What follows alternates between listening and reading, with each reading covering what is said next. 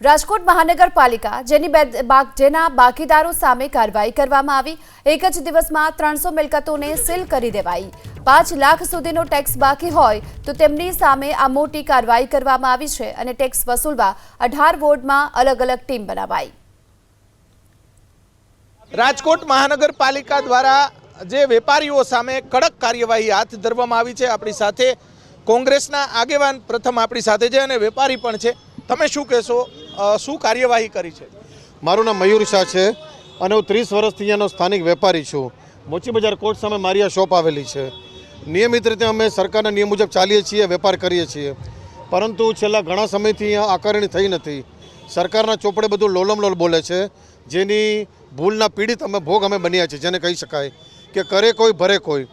અહીંથી 18મી દુકાનનો વેરો અહીં ત્રીજી દુકાનમાં આવે છે, જેના સંદર્ભે અમને 3 દુકાનદારોને અમારી મયુર જનરલ સ્ટોર, બાજુમાં સાંઈ કૃપા ટ્રેડિંગ, જે વર્તમાનમાં બર્ગર ભાવ તરીકે ઓળખાય છે, અને આગળમાં તમે જુઓ તો મનીકૃપા પ્રભુ કૃપા એજન્સી કરીને દુકાન છે, તેઓ 3ને લોલમલોલ રીતે વેરો આવે છે। તમારો કેટલો વેરો બાકી છે?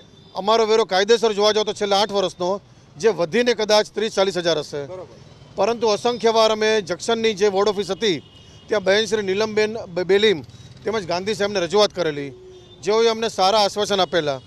જે તે સમયે મેં લેખિતમાં પણ મારા ફાધરે રજૂઆત કરેલી। મારા ફાધર અત્યારે દેવ થઈ ચૂકેલા છે, 5 મહિના થયા। એનું પ્રૂફ પણ અમારી પાસે છે કે અમે જે તે સમયે લેખિત રજૂઆત કરેલી। હવે તમારી માંગ શું છે?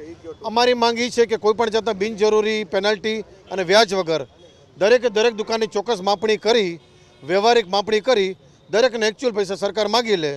અમે 3 વેપારી એકચ્યુઅલ રકમ ભરવા માટે વ્યવહારિક રીતે સક્ષમ છીએ।